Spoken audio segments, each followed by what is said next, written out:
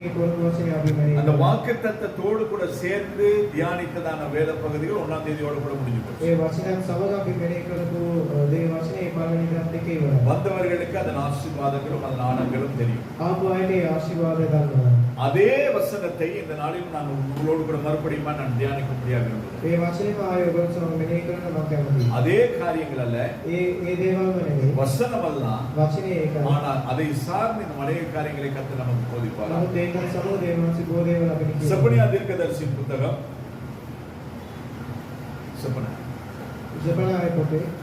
மூன்றாவது அதிகாரம் 15வது வசனம். செப்பனியா தீர்க்கதரிசியின் புத்தகம் 3வது அதிகாரம் 15வது வசனம். கர்த்தர் உன் ஆக்கினைகளை அகற்றி உன் சத்துருக்களை விலக்கினார். இஸ்ரவேலின் ராஜாவாகிய கர்த்தர் உன் நடுவில் இருக்கிறார். இனி தீங்கை காணாதிருப்பார் என்பதுதான் இந்த 10வது மாதத்தின் வாக்குத்தத்தம்.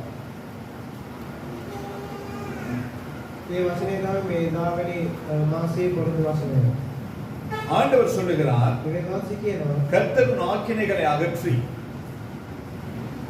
உன் மீது வர இருக்கிறதான கண்டனைகளை அகற்றி உன் சத்துருக்களை விலக்கி இஸ்ரவேலின் ராஜாவாகிய கர்த்தர் உன் நடுவில் இருந்து இனி தீங்கை காணாதிருக்கும்படிக்கு கர்த்தர் உன்னை நடத்துவார். அப்ப கர்த்தர் நம்முடைய ராஜாவாய் இருக்கும் பொழுது, அவருடைய ஆளுகைக்குள் நாம் இருக்கும் பொழுது தீங்கை அனுபவிக்காதபடிக்கு கர்த்தர் நம்மை காத்துக்கொள்வார். இந்த ராஜா எனக்கு பிடிக்கல, இந்த சட்ட திட்டங்கள் எனக்கு பிடிக்கல, இந்த அரசாங்கம் எனக்கு செட் ஆகல அப்படின்னு நீங்க நினைச்சீங்கன்னா இன்னொரு அரசாங்கத்துக்கு கீழே போய் உலகத்துல 2 அரசாங்கங்கள், ஒன்று கர்த்தருடையது, ஒன்று பிசாசினுடையது. இந்த 2 அரசாங்கத்திலே எந்த அரசாங்கத்திலே நாங்கள் இருக்கிறோம் என்கிறதுதான் முக்கியம். ஆனால் ஒவ்வொரு தேசத்திலும் தேசங்களுக்கு ஏற்ற அரசாங்கங்கள் உண்டு.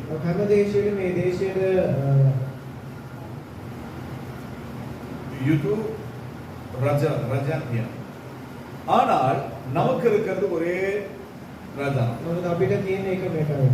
நமக்கு வந்து போகிற ராஜாக்கள் 5 வருஷம் 10 வருஷம் மேக்ஸிமம். ஆனால் இந்த உலகத்திலும் நாம் வாழ்கிற பொழுது ஒரே ராஜா தான். உலகத்தை விட்டு நாங்கள் கடந்து போனாலும் நமக்கு நித்தியத்துக்கும் ஒரே ராஜா. அந்த ராஜ்யத்திலே நான் நீங்கள் வாழ வேண்டும் என்கிறதுக்காக தான் அந்த சபை கூடுது. செப்பனியா என்று சொன்னால் கர்த்தர் அல்லது தேவன் மறைக்கிறார் என்று அர்த்தம். வேதத்திலே ஒவ்வொரு பொருளுக்கும், ஒவ்வொரு பெயருக்கும், ஒவ்வொரு காரணங்களுக்கும் கர்த்தர் ஒரு முகாந்திர ஒரு காரியத்தை வைத்திருக்கிறார். அதுபோல செப்பனியா என்று சொன்னால் தேவன் மறைக்கிறார். கர்த்தர் பாவம் நம்மை சேராதபடி மறைக்கிறார். நமக்கு போராட்டங்கள் வராதபடி கர்த்தர் நம்மை மறைக்கிறார்.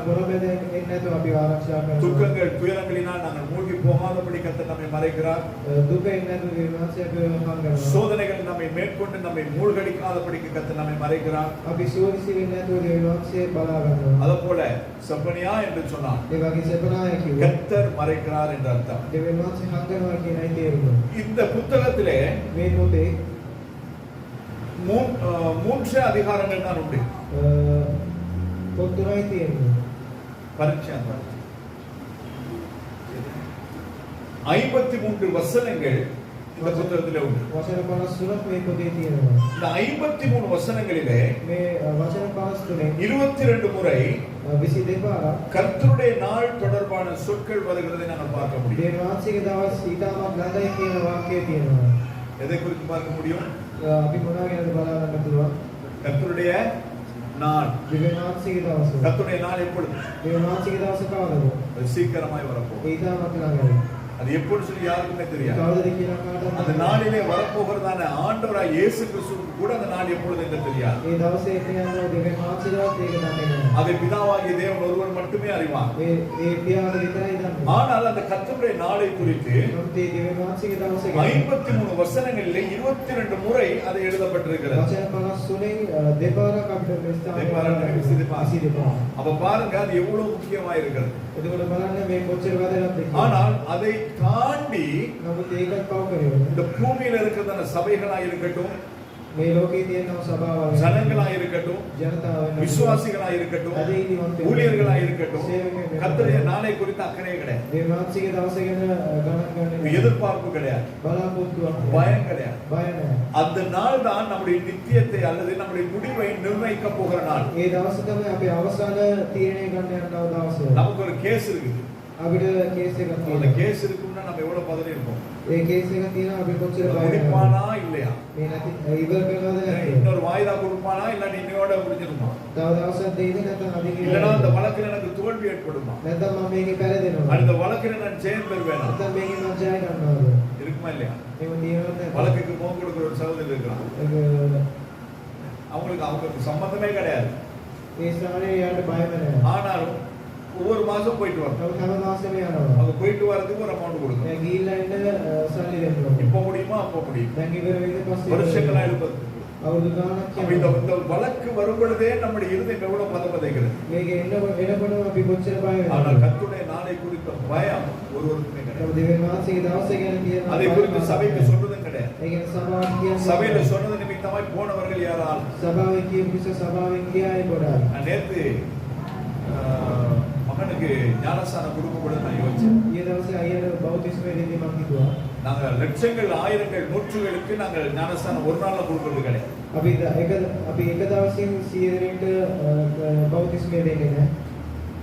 கர்த்தர் எப்பெல்லாம் அனுப்புறாரோ அவங்களுக்கு கொடுக்கும். ஒரு பெரிய குடும்பத்தை கர்த்தர் கொடுத்திருந்தார். அந்த குடும்பத்துக்கு ஞானஸ்தானம் எடுக்கணும்னு அவங்களா வந்து கேட்டாங்க. சரி ஞானஸ்தானம் கொடுப்போம் ஆயத்தமாகும் போது ஆளுகளை காணும். மிஸ்ஸிங் இன் ஆக்ஷன் இருக்கிறாங்க, இன்னும் எடுத்துக்கொள்ளப்படாது. ஆனால் தைரியமாய் நான் தேவ சமூகத்திலிருந்து சொல்ல முடியும், அந்த குடும்பம் போவாங்க. நீங்க சொல்றீங்க என்ன பாச நியாயம் இருக்கிறீங்க. நமக்கு ஜட்ஜ் பண்ணலாம், ஆனா ஜட்ஜ்மெண்ட் கொடுக்க முடியாது. உங்களை பார்க்கும் பொழுது எனக்கு ஜட்ஜ் பண்ணலாம். இந்த சிஸ்டர் இப்படி, இந்த பிரதர் அப்படி, அவங்க அப்படி ஜட்ஜ் பண்ணலாம். ஆனா இவங்க அப்படிதான் அப்படின்னு ஜட்ஜ்மெண்ட் கொடுக்க ஜட்ஜ்மெண்ட் கொடுக்க வேண்டியது கர்த்தர் ஒருவர் மட்டும். நாம சிலர் சொல்லுவாங்க அவங்களை பத்தி எனக்கு தெரியும், மட்டும் தெரியும். நம்ம தெரியும்னா நமக்கு தெரியாதுன்னா ஒன்றுமே தெரியும். ஆனால் அவர்களுக்கு கர்த்தர் ஞானஸ்தானம் கொடுக்கும்படியாக ஒரு வாய்ப்பை கொடுக்கவில்லை. ஞானஸ்தானம் கொடுத்திருந்தா ஒரே நாள்ல ஒரே குடும்பத்தில் 6 பேருக்கு ஞானஸ்தானம் கொடுத்திருக்கோம். ஒரு முறை அல்ல 2 முறை ஏற்பாடு செய்தோம். கர்த்தர் வாய்ப்பை கொடுத்தார். அதுக்கு முன்பதான் இவ்வளோ ஞானஸ்தானம் வேணாம், இன்னும் கொஞ்ச நாள் பார்க்கலாம் அப்படின்னு இல்ல, கண்டிப்பா பர்த்டேக்கு முன்னால எடுத்தே ஆகணும் எடுத்தாங்க. அவங்களும் மாறி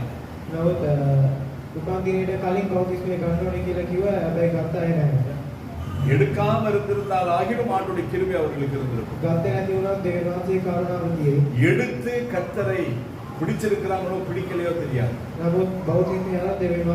கர்த்தருக்குள் வாழ்றாங்களோ இல்லையோ தெரியாது. கர்த்தர் இந்த சபைக்கு வரும்பொழுதே பொட்டு வச்சுக்கிட்டு தான் வருவாங்க. தெரிஞ்சும் தெரியாத மாதிரி ஒரு சின்ன பொட்டு வச்சுட்டு வருவாங்க.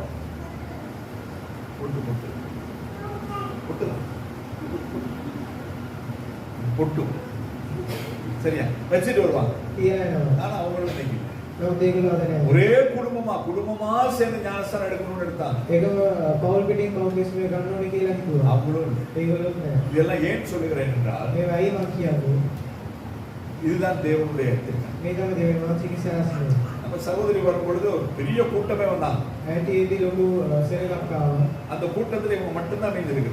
ඒ සෙනගේ මෙයා විතරයි. மத்தவங்கலாம் திருச்சி ஓடிட்டாங்க. අනිත් අය නැති වුණා. ஏன்னா வார்த்தைக்கு நிக்க முடியும். ஐயோ வசனேட வசனம். அப்ப அதனால நான் என்ன சொல்லுகிறேன், இத முன்னாடி கியாந்து இந்த தீர்க்கதரிசன புத்தகம் பல வருஷங்கள் கிறிஸ்துவுக்கு பல வருஷங்களுக்கு முன்பு எழுதப்பட்டதா இருந்தாலும் මේ අනාගත වාක්‍ය බුද ක්‍රිස්තුස් වහන්සේට කලින් අවුරුදු ගානකට 53 வசனங்கள் அடங்கினதா இருந்தாலும் වචන 53ක් විතරයි அதுல 22 ஸ்தானங்களிலே கர்த்தருடைய நாளை குறித்து அது திட்டமும் தீர்மானமுமா எழுதப்பட்டிருக்கிறது. ඒකේ වචන 22කින් දේවාචික දවසේ ගැන පැහැදිලිව කියනවා. கர்த்தருடைய நாள் என்று சொன்னால் දේවාචික அது நியாயத்திற்பின் நாள். ඒ විනිශ්චය දවස. அடுத்தது அது சந்தோஷத்தின். ඊළඟට ප්‍රීතිමත් දවස. எப்பொழுது சந்தோஷமாய் மாறும்?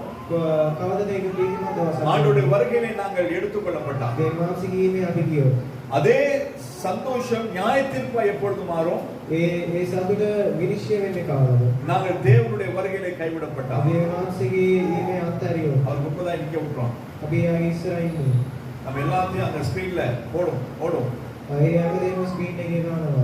அப்ப ஆண்டவர் சொல்றார், நான் பசியா இருந்தேன். දේවාචිකේ මම බඩගින්න எனக்கு சாப்பாடு கொடுங்க. මට කෑම දුන්නේ. நான் நிர்வாணியா இருந்தேன். මම ඇදුන්නේ නැතුව நீங்க ඉන්නේ. எனக்கு உணவு கொடுக்கல. මට ඇදුන්නේ நான் නැහැ. சிறைச்சாலையில இருந்தேன். මම කිරේ හිටියා. நீங்க என்ன வந்து பார்க்கல. වැරවිලා බැලුවා. வைத்தியசாலையில இருந்தேன். මම ඉස්පිරිතාලේ நீங்க என்ன வந்து விசாரிக்கல. වැරවිලා இதெல்லாம் எப்ப ஆண்டவரே நடந்துச்சு? මේ කවදද දෙවෙනවා? நீர் தான் மரிச்சு 2000 வருஷம் ஆயிடுச்சு. මම මැරිලා අවුරුදු 2ක් වෙනවා. ஆண்டவர் சொல்றார், சிறியவர்களில் ஒருவருக்கு நீங்கள் எதை செய்தீர்கள் அது எனக்கு. දේවාචිකේ මේ කුඩා අයට මොනවා කරන දේ මටමයි කරන්නේ. ஹalleluya. அதனால தான் நாங்க பெரிய பெரிய காரியங்கள் பெரிய சாதனைகளை நாங்கள் படைக்க போறது கிடையாது. අපි ලොකු ලොකු දේවල් කරන්න යන්නේ නැහැ. ஆகாரம் இல்லாதவர்கள் ஆகாரம். කෑම නැති අය කෑම දෙන්න. நான் நினைக்கிறேன்னா இவங்களுக்கு தான் வீடு இருக்குதே. අපි හිතනවා මොනවද මේගොල්ලන්ට ගයක් அப்போ තියෙනවා. அவன் நல்லா தான் இருக்கிறான். එයා හොඳටයි ඉන්නේ. வீடு இருக்குது. ගයක් තියෙනවා. ஆனா அடுப்பு பத்த வச்சு பல நாட்கள் ஆகிடுச்சு. නමුත් ලිපේ පත්තු කරලා දවස් ගානක් வீட்ல கபட் இருக்குது. ගෙදර කබඩ් තියෙනවා. ஆனா கபட்ல ஒண்ணுமே கிடையாது. කබඩ් එකේ මොකුත් නැහැ. எல்லாம் பழசு. ඔක්කොම පරණයි. அப்ப இதை தான் கர்த்தர் செய்ய முடியாது. මේ තමයි දේවාචි කරන්න කියලා எனவே කියනවා. அந்த நியாயத்திற்கு அது கர்த்தருடைய நாள் சந்தோஷமாய் மாறுகிறதும் මේ දේවාචිගේ දවස ප්‍රීතිමත් அது වෙනවා. நியாயத்திற்கு நாளாய் முடிகிறதும் அது நம்முடைய கரத்துல මේ தான். විනිශ්චය දවසක් වෙන්නේ ඒක වෙන එකක් අපේ අනේ තියෙනවා. ஆனால் இந்த புத்தகத்திலே தான் கர்த்தர் நமக்கு ஒரு வாக்குத்தத்தத்தை கொடுக்கிறார். මේ ගුණේ තමයි දේවාචි අපිට පොරොන්දු වශයෙන් இனி தீங்கை காணாதிருப்பார். එයා නබුල්කම් බලන්න නැතුව ඉන්නේ. இனி தீங்கை காணாதிருப்பார். ඊට පස්සේ නබුල්කම් බලන්න. இதுல இங்க வந்துட்டீங்கன்னா இங்க காத்து வருமா? ரைட். செப்பனியா தீர்க்கதரிசன புத்தகம் 1வது அதிகாரம் ஜெபனாய පොතේ 10-12வது வசனங்களிலே එකේ වචන 10 இதிலே இரண்டு விதமான நியாய தீர்ப்பை குறித்து நாங்கள் பார்க்கக்கூடியதா இருக்கிறது. මේකේ විනිශ්චය දෙකක් ගැන අපි බලන්න. 10வது 12வது வசனங்களிலே 10 වෙනි වචනේ 12 වෙනි. முதலாவது පළවෙනිව வாலிப மையங்கள் நியாய தீர்க்கப்படும் என்று கர்த்தர் சொல்லுகிறார். வியாபார ஸ்தானம். ව්‍යාපාර ස්ථානවල විනිශ්චයටපත් වේ කියලා දේවනාංශ කියනවා. வியாபார ஸ்தானங்கள் நியாயம் தீர்க்கப்படுகிறது நியாயம்தான். ව්‍යාපාර ස්ථානවලට විනිශ්චය එන එක හොඳයි. ஏன்? ඒකයි 30 ரூபாய்க்கு விற்கலாம்னு சொன்னாலும் இன்னும் 35 ரூபாய்க்கு விற்கிறாங்க கிட்ட. රුපියල් 30ට විකුණන්න කිව්වොත් රුපියල් 35ට විකුණන්නේ පිටරලා. அப்ப நியாயம் தீர்க்கப்படுமா படக்கூடாதா? එතකොට විනිශ්චය එනවද නැද්ද? இந்தியாவுல முட்டை கொடுக்குறாங்க 1 ரூபாய்க்கு. ඉන්දියාවේ විතර දෙනවා රුපියල්. அது 4 மடங்கானாலும் 4 ரூபாய். ඒ හතර ගස් டிரான்ஸ்போர்ட்டுக்கு 10 ரூபாய். යන්නේ එන්න රුපියල් 10යි. அப்ப 14 ரூபாய். එන්න ගියොත් රුපියල් 10. அதுக்கப்புறம் கடைக்காரனுக்கு அந்தந்த காரியங்கள் எல்லாம் பார்த்து நாம எவ்வளவு கொடுக்கணும்? 20 ரூபாய்க்கு கொடுக்கணும். ඊපස්සේ මුදලාලිට අපි බලලා රුපියල් 20ක් දෙන්න පුළුවන්. 20 ரூபாய்க்கு கொடுக்க வேண்டிய முட்டைக்கு 20 ரூபாய் கமிஷன் வச்சிருக்காங்க. රුපියල් 20ට දෙන්න ඕන විතරේ රුපියல் 20ක් කමිෂන් දානවා. யாருக்கு? මේ කවුද තියන්නේ? ஏற்றுமதி இறக்குமதி மந்திரி. බඩු යවන එන මන්ත්‍රීවරු. அப்ப இவருக்கு நியாய தீர்ப்பு இருக்கா இல்லையா? මේකට විනිශ්චය තියෙනවද නැද්ද? இத கூட சில பிரசங்கிகள் பேச மாட்டாங்க, பயம். මේක සමහර දේශකයන් කියන්නේ නැහැ බය. ஏன்னா வேலை விட்டு தூக்கிடுவாங்க. ඒක වැඩින් අස් කරනවා. தூக்குனா அவங்களுக்கு தான் நஷ்டம். ඒක කරොත් යාට තමයි ஏன்னா வச்சு நமக்கு சாப்பாடு கொடுக்கணும். ඒක අපිව තියලා කෑම දෙන්න ඕනේ. அதை விட நம்மளை தூக்காம இருக்கிறது அவங்களுக்கு லாபம். අපිට අද උස්සන්න නැතුව ඉන්න එක යාට ලාභයි. அப்ப இப்பேற்பட்டதான வியாபார ஸ்தலங்கள் நியாய தீர்க்கப்படும் என்று சொல்லி கர்த்தர் தெளிவாக சொல்லி இருக்கிறார்.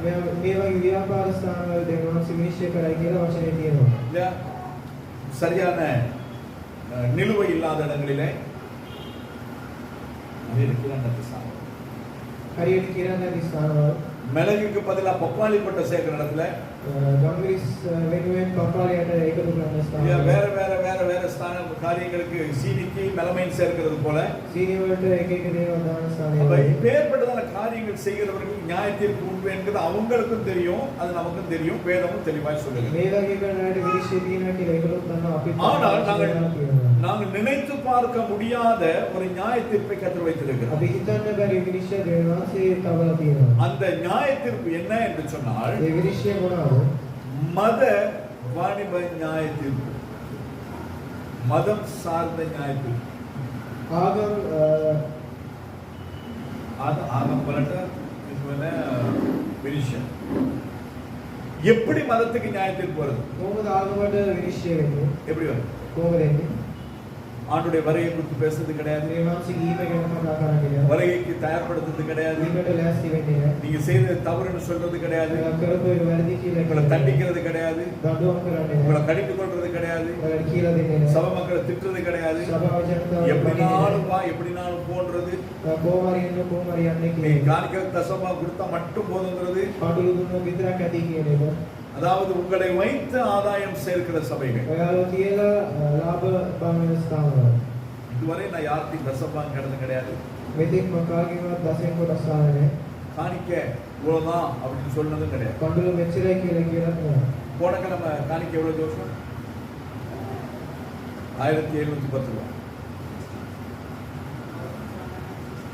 1760 1760 ரூபாய் போன கிழமை இது தசமா இது காணிக்க ගිය සතියේ පාඩුළු රුපියල් 1760 இதுல என்ன செய்ய முடியும் මේකේ මොනවද කරන්න පුළුවන් உதாரணமாய் சொல்லுவோமே උදාහරණයක් ඇතුළු அன்றாட வேலைக்கு செல்லுகிறவர்களுக்கு 2500 ரூபாய் சம்பளம்னா කැමරාව වැඩි යන වැඩි දවසට රුපියල් 2500 நமக்கு அதாவது ஊழியக்காரனாகிய எனக்கும் என்னுடைய குடும்பத்துக்கும் ஒரு வாரத்துக்கு 1760 ரூபாய் தான் சம்பளம் සේවකයන් වෙන මට රුපියල් 1500යි මඩිය வாழ முடியுமோ ජීවත් වෙන්න පුළුවන්ද முடியுமா முடியாது පුළුවන්ද බැරිද ஒரு கிலோ இறைச்சி 1600 ரூபாய் මස් කිලෝ එකක් 1200යි சிக்கன் කොහොමද அதே இறைச்சி வாங்கினோம்னா 2250 ரூபாய் අරක් මස් ගත්තොත් රුපියල් அப்ப 2000 ஆனந்த ஐயா கிட்ட கடன் சொல்லி தான் வாங்கணும் ආනන්දයගෙන් ණයට තමයි ගන්න ඕනේ ஐயா මගලඟ 1760යි කියන්නේ 2250ක් නැහැ දෙන්න මම ලබන සතිය දෙන්න கொடுப்பதா கொடுக்க மாட்டேன் දෙන්නේ නැහැ ஆனாலும் கூட இப்பேற்பட்டதான சூழ்நிலைகளை அவர்களுக்கு சாதகமாய் மாற்றி சபையை வியாபாரமாய் நடத்துகிற சபைகள் ஏராளம் உண்டு නමුත් මේ වගේ දේවල් යාරට ලාභය සභාවට ලාභයක් වෙන විදිහට පාවිච්චි කරන අයත් ඉන්නවා அதுக்கு பணம் தேவை ඒකට සල්ලි இதுக்கு பணம் தேவை මේකට සල්ලි அதை செய்ய காசு தேவை ඒව කරන්න இதை செய்ய காசு தேவை ඒව කරන්න සල්ලි ඕනේ காசு மட்டும்தான் அவங்களுடைய எதிர்பார்ப்போடைய ஆத்மாக்கள் கிடையாது සල්ලි විතරයි ඒගොල්ලෝ බලාපොරොත්තු වෙන්නේ ඇදහිීමක් වෙන්නේ ஆனால் இப்பேற்பட்டதான சபைகளை கண்ட நியாயத்தின் பேரில் මේ වගේ සභාවල් දෙවියන්සේ විනිශ්චය කරයි කියලා වචනේ කියනවා ஏன்னு சொன்னா கடினமாய் பேசினால் ஆத்மாக்கள் இருக்க மாட்டான் ඒකෝ දඩුවම් කරලා කතා කරොත් සභාවේ ආයෙන්නේ இல்லாம போட்டுமே නැති වෙච්චද கர்த்தர் இல்லாத சபையிலே ஆத்மாக்கள் இருந்து என்ன செய்யும் දෙවියන්සේ නැති සභාවේ ඇදහිීමක් වෙන දේ ලබනවා කරන්නේ கர்த்தர் இல்லாத சபையிலே දෙවියන්සේ නැති ස්ථාන நாம மட்டும் வந்து என்ன பண்ண முடியும் අපි විතරක් ඉඳලා මොනවා කරන්නද ஒத்துக்கிறீங்களா இல்லையா පිළිගන්නවද නැද්ද சபை கர்த்தருடைய සභාව දෙවියන් වහන්සේ ரட்சிப்பு கர்த்தருடைய ජනවීම දෙවියන් ஆத்மாக்கள் கர்த்தருடையவர் ඇදහිීමක් දෙවියන් அப்ப இப்பேற்பட்டதான சபையிலே அதற்கு சொந்தக்காரர் இல்லைன்னா அதுக்கப்புறம் சபை இருந்து என்னதுக்கு ඒ இல்லாம වගේ සභාවේ අයිතිකාරය නැත්තම් මොනවා කරන්නද எனவே நம்முடைய சபையில இதுதான் முக்கியம். අපි සභාවේ මේක තමයි වැදගත් ஆடு இருக்கிறாங்களோ இல்லையோ කට්ටිය ඉන්නවද නැද්ද கர்த்தர் දෙවියන් වහන්සේ அவர் இருந்து நமக்கு நடத்துகிறது அது போதுமானது දෙවියන් වහන්සේ ඉඳලා අපි නඩත්තු කරන්නේ ඇති அப்பா இல்லாத குடும்பங்கள் எவ்வளவு கஷ்டப்படுதுன்னு நமக்கு தெரியும் පියෙක් නැති පවුලේ කොච්චර අමාරුද அம்மா இல்லாத குடும்பங்கள் எவ்வளவு கஷ்டப்படுறாங்கன்றது நமக்கு අම්මා தெரியும் කෙනෙක් නැති පවුලේ කොච්චර අමාරුද எல்லாம் இருந்த பிள்ளை இல்லாத குடும்பம் எவ்வளவு துக்கத்துல இருக்காங்கன்றது நமக்கு ඔක්කොම தெரியும் කියලා දරුවෝ නැති அது போல පවුලේ අපි දන්නවා நம்முடைய வாழ்க்கையில எல்லாம் இருந்தும் தேவன் இல்லை என்று சொன்னால் அந்த வெறுமையை யாராலும் எவராலும் எதனாலும் அதை அடைக்க முடியாது ඒ වගේ අපේ ජීවිතයේ දෙවියන් වහන්සේ නැත්නම් ඒ හිස්කම කාටවත් ඒක නැති කරන්න බෑ அதான அந்த புத்தகம் தெளிவாய் சொல்லுகிறது එනවා මේ පොතේ පැහැදිලිව කියනවා மத வாணிபம் விசேஷமாய் ஞானம் தீர்க்கப்படும் என்பதால் மதவான் அதாவது ஊழிய பிசினஸ் ஊழியத்தை பிசினஸா பண்றோம் සේවය வியாபாரம் ව්‍යාපාරයක් හැටියට කරන අය ඒ சேவையா ඒ சேவகையா උන්වහන්සේගේ විනිශ්චයට පත් වෙන එක අනිවාර්යයි. எனவே அந்த அந்த அப்பேற்பட்டதான் ஊழியம் செய்து நாங்கள் ஞானம் நிற்கப்படக்கூடாது. ඒ වගේ සේවයකලා අපිට විනිශ්චය නිරාකයි. இதை நாங்கள் பார்க்கும் பொழுது මේ ස්ථානේ බලද්දී முதலாவது அதிகாரமும் 2 தொடங்கி 6 வரைக்கும் நாங்கள் வாசித்து பார்ப்போமானால் පළවෙනි පරීක්ෂයේ 1 ඉඳලා 6 වෙනකම් කියවුවොත් விக்கிரக வழிபாட்டாளர்களுக்கு ஆபத்து வரும் அல்லது நியாய தீர்ப்பு வரும் என்று சொல்லப்படுகிறது. රූප නමස්කාර කරන අයට විනාශයක් වෙනවා කියලා මේ ස්ථානේ இந்த කියනවා. புத்தகத்திலே பாகால் தொழுகை குறித்து சொல்லப்படுகிறது. මේ පොතේ පාහල් නමස්කාර කරන එක ගැන කියනවා. பாகால் என்று சொன்னால் පාහල් කියවොත් அது ஒரு கானானிய விக்கிரக தெய்வம். ඒ කානාන් දේශයේ දෙවි කෙනෙක්. அடுத்தது கெமரீம் என்று சொல்லப்படுகிற இன்னொரு தெய்வத்தை குறித்து சொல்லப்படுகிறது. ඊළඟට ඒ වගේ තවත් දෙවි කෙනෙක් ගැන කියනවා. அந்த கெமரீம் என்று சொல்லப்படுகிற தெய்வம் ඒ කියනවා දෙවි කෙනා கானானிய ஆசாரியர்களுக்கான மதிப்புக்குரிய ஒரு பதவி சொல். කානාන් දේශයේ සේවකයන්ගේ உசஸ் பட்டம். පට්ටම யாருக்கு? කාටද? கானானியருடைய කානාන් දේශයේ ஆசாரியர்களுக்கு. සේවකයන්ට இன்னைக்கு பாத்தீங்கன்னா நம்முடைய சபைகள்ல අද දවසේ අපි සභාව තුල බැලුවා ரெவரண்ட் இருக்காங்க, රෙවරන්ඩ් ඉන්නවා, டாக்டர் இருக்காங்க, ડોක්ටර් ඉන්නවා, ரைட் ரெவரண்ட் இருக்காங்க, ரைட் ரெவரன்ட் ඉන්නවා, லெஃப்ட் ரெவரண்ட் இருப்பாங்க, லெஃப்ட் ரெவரன்ட் ඉන්නවා. இப்படி ரைட் லெஃப்ட் அப் டவுன் எல்லாமே இருக்காங்க. මේ හැමෝම ඉන්නවා. ஆனா பேர்பட்டவர் எல்லாரும் நியாயம் தீர்க்கப்படுவார்கள் என்று வேதம் මේ சொல்லுது. වගේ අයට විනිශ්චයයි කියලා දෙනවා நீங்க பார்க்கலாம், அப்போ உங்களுக்கு ரெவரண்ட் டாக்டர் எல்லாம் இருக்குதே பாஸ்டர், ඒකට ඔයාලට රෙවරන්ඩ් ડોක්ටර් කියලා තියෙනවා. அவர்கள் எனக்கு என்னை அபிஷேகித்து அது கொடுத்திருக்கிறாங்க. ඒගොල්ලෝ මට ආලේපනය කරලා මට දීලා அது තියෙනවා. ரெவரண்ட். ඒක රෙවරන්ඩ්. அது நான் எப்பவுமே பாவிக்கிறது கிடையாது. ඒ වගේ හැම වෙලේම පාවිච්චි කරන්නේ නැහැ. நான் நீங்க எல்லாமே என்ன இந்த சின்னவங்க எல்லாமே தான் அங்கிள் கூப்பிடுவோம். පොඩියම අක්කල් කියනවා. அது எனக்கு ரொம்ப சந்தோஷம். ඒ මට සතුටුයි. நேற்று கூட அவனுக்கு சொல்லலாம்னு நினைச்சேன். ඒ මම කියන්නයි කිව්වා. அவருக்கு 22 வயசு தான். එයාට අවුරුදු 22ක්. நான் சொன்னேன் பாஸ்டர் கூப்பிடாடி பரவாயில்லப்பா, என்ன அப்பான்னு கூப்பிடுங்க, இல்லை அங்கிள்னு கூப்பிடுங்க, இல்லை வேற ஏதாவது சொல்லி கூப்பிடுங்க அப்படின்னு கூட அது சந்தோஷம் தான். ඔය පාස්ටර් කියලා කියන්න එපා. අක්කල් නැත්නම් තාත්තා. பாஸ்டர் தான் எப்படி இருக்கு தெரியுமா? පාස්ටර් කියන්නේ කොහොමද நீங்க දන්නවද? வெளியில கேட்டு வெளியில போயிட்டு இருந்து ගේට්ටුව ගාව ஆட்டோ ගිහින් ஸ்டாண்ட்ல இருக்கிற ஆட்டோ கூப்பிடுற மாதிரி இருக்கு. இது பாஸ்டர்ங்கிறது அது ஒரு வேலை. පාස්ටර් කියන්නේ ඒක වැඩක්. இது பெரிய ஒரு தூக்கி தலையில வச்சு கொண்டாடுறதுக்கு ஒரு இது கிடையாது. ඔක ඔළුවේ දාගෙන ඉන්න එකක් නෙමෙයි. இது ஒரு வேலை, அவ்வளவுதான். வேலைக்குரிய, அதாவது டிரைவர், கண்டக்டர், அந்த மீன்காரனை கூப்பிடுங்க. மீன்காரன் வரும்போது எப்படி எப்படி கூப்பிடுவோம் நம்ம? මාළු විකුණන්නේ කොහොමද අඳගන්නේ? வெளியில சத்தம் போட்டு வராங்க, இல்லை காலையிலே ஒரு தப்பல் 91 வரும். ஹலோ உடனே சொல்றது வீட்டில் இருந்து அது மாணவரை கதாக்கிறேன். அப்போ அதே மாதிரி தான் பாஸ்டர் கூப்பிடுங்க, මේ වගේ பாஸ்டர் சொல்லுங்க, அப்படின்னா மீன்காரன் சொல்லுங்கன்ற மாதிரி. මාළු කාර්යයට කියනවා වගේ. அதெல்லாம் பெரிய விஷயமே கிடையாது. ඒවා ලොකු දෙයක් නෙමෙයි. இப்போ அடுத்து நீங்க டாக்டர் இருக்குதே, ඒනවා ડોක්ටර් කියලා කියනවා. அது வந்து படிச்சுவாங்க. ඒ ඉගෙන அது எப்படின்னு சொன்னா ඒ කොහොමද කිව්වොත් படிப்புகளிலே சில அநேக காரியங்கள் உண்டு. ඉගෙනීමේ බොහෝ நம்முடைய දේවල් பிரதம மந்திரி இருக்கிறாங்க இல்லையா, අපේ அகமேனியன் அவங்களுக்கு அவங்க டாக்டர் தான். එයා ડોක්ටර් කෙනෙක්. என்ன டாக்டர் அவங்க? එයා මොන ડોක්ටර් කෙනෙක්ද? என்ன டாக்டர்? ஆஸ்பத்திரியில் உள்ள டாக்டர் கிடையாது. ඉස්පිරිතාලේ ඉන්න அவங்க ડોක්ටර්. கலாநிதிக்கு ஆச்சாரியர் அப்படின்றது வந்து ஒரு பட்டம். ඒ කියන්නේ පට්ටම. அது வந்து இங்கிலீஷ்ல டாக்டர். ඒ ඉංග්‍රීසි එකේ ડોක්ටර්. அதாவது PhD முடிச்சவங்களுக்கு வந்து கொடுக்கிறதான ஒரு பட்டம். PhD ඉවරකට අයට දෙන්නව පට්ටම. அப்ப அந்த பட்டம் இருந்ததுக்காக வேண்டி பரலோகம் போக முடியாது. ඒක තියෙනවා කියලා විශ්වාස කරලා எப்போ பட்டத்தை பிரிச்சு நாங்க காத்துல விட்டுட்டு நாம தனியா போறோமோ அப்பதான் போக முடியும். ඒක අතල්ලා ඉදි තමයි අපිට ස්වර්ග அதே போல இந்த கெமரீம் என்று சொல்லப்படுகிறதான அந்த தெய்வத்தின் பெயர், ඒ වගේ මේ කියනවා දෙවියන්ගේ නම. அது அந்த கானானிய ஆசாரியர்களுக்கு கொடுக்கிறதான ஒரு மதிப்புக்குரிய ஒரு பட்டம். ඒ කානාන් දේශයේ සේවකයන්ට දෙන පට්ටම. அது அவங்களுக்கு விக்கிரகமாய் மாறுகிறது. ඒගොල්ලෝට රූපයක් වුණා. சிலருக்கு வந்து நான் ரெவரண்ட் சொல்லணும்னா கோவம் வந்துடும். සමහර අයට රෙවරන්ඩ් කියව නැත්නම් சிலருக்கு ப்ராஃபட் சொல்லணும்னா கோவம் வந்துடும். සමහර අයට ප්‍රොෆෙට් කියව නැත්නම් තරහ යනවා. ஆனா இதெல்லாம் சொன்னோம்னா நாங்க பரலோகத்துக்கு போக முடியாது, ஆண்டவர் நம்மளோட கோச்சிக்குவார். නමුත් මේවා කිව්වොත් අපිට ස්වර්ග ආශිර්වාද வேதம் தெளிவாய் சொல்லுகிறது. වචනේ පැහැදිලිව කියනවා. அப்பா ஃபாதர் அப்படின்னு கூப்பிடக்கூடாது. පියා කියලා අඬ ගන්න හොඳ නැහැ. ஏன் சொன்னா அது பிதாவாகி தேவனுக்குரியது மட்டுமே. ඒකත් ඒ දේවල් වහන්සේගේ එක පමණයි. இன்னைக்கு கத்தோலிக்க திருச்சபையில இருக்கிற எல்லாருக்கும் நாங்க ஃபாதர் தான் சொல்றோம். කතෝලික සභාවෙන් අයට අපි ෆාදර් කියනවා. ரெவரண்ட் அது கனத்துக்குரிய தேவனுக்கு மட்டும்தான். ඒ ගරුත්වයේ දෙවියන් වහන්සේට පමණයි. அது இந்த உலகத்துல வாழ்றது நமக்கு அதுதான் தேவை. මේ ලෝකේ ජීවත් වෙන එක அதெல்லாம் அதுதான் அரசாங்கம் மதிக்கும். ඒව තිබුණම රජය අපිව ஆனால் இப்பொழுது அந்த அரசாங்கமும் அதுக்கு மதிக்க மாட்டேங்குது. නමුත් ඒ රජකමත් ඒක ගරු කරන්නේ නැහැ. இத்தனை வருஷங்களாய் தேசிய கீதம் பாடும்போது அமர்ந்திருந்த புத்த பிக்குகளே இந்த வருஷம் நின்னுட்டான். මෙච්චර දවස් දේශීය ගීතය කියද්දී ඉඳගෙන ඉන්න බව அவங்களது எழுப்பி நிப்பாட்டினான். ඒගොල්ලෝ දැන් හිතා ගන්න කිව්වා. நல்ல ஒரு ஜனாதிபதியை கத்தர் கொடுத்தார். මොකද ජනාධිපතිව දෙවියන් වහන්සේ අපිට දීලා තියෙනවා. எல்லாம் ஒண்ணாதான். ඔක්කොම එකටයි ඉන්නේ. அதை கத்தர் எதிர்ப்பார். ඒක දෙවියන් වහන්සේ බලාපොරොත්තු அப்ப இந்த பட்டங்கள் மேன்மைகள் ஸ்தானங்கள் அது பரலோகத்துக்கு கொண்டு போகும். මේ පට්ටම් උසස්සේ මේ වගේ දෙවියන් වහන්සේ நான் பாஸ்டர் எல்லாரும் என்கிட்ட வரணும். මම පාස්ටර් ඔක්කොම මං ගාව එන්න ඕනේ. எதுக்கு வரணும்? ඇයි එන්නේ? எதுக்கு வரணும்? ඇයි එන්නේ?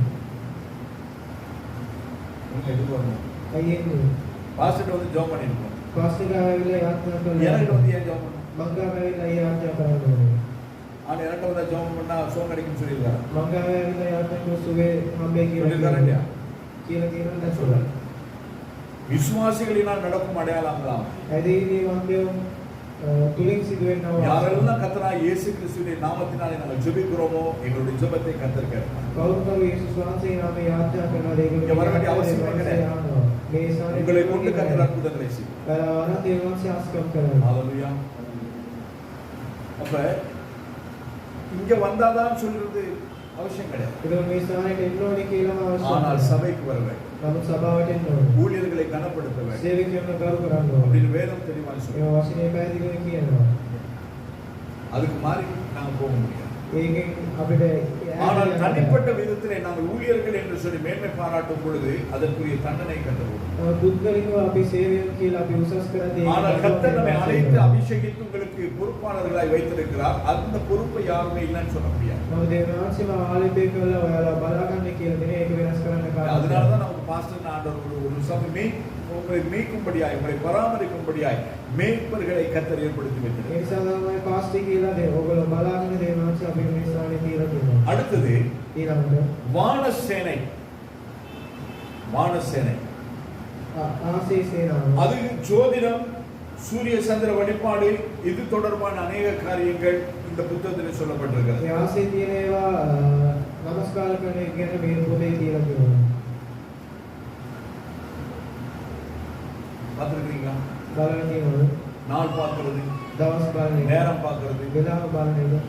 இதெல்லாம் இருக்கிறது அது கர்த்தருக்கு பிரியம் தான். මේවා තියෙන දේවල් ආட்சிයට කැමති. அதெல்லாம் கால குறிப்புக்கு தான் கர்த்தர் வைத்திருக்கிறார் ஒழிய அதை கொண்டு நம்முடைய வாழ்க்கையை கணிக்கிறதுக்காக அல்ல. ඒවා කාලය බලන්න තමයි දේවල් ආட்சி දීලා තියෙනවා. අපිට ඒක බලන්න නෙමෙයි. நிறைய பேர் வந்து வீட்ல படங்கள் வைக்க மாட்டாங்க.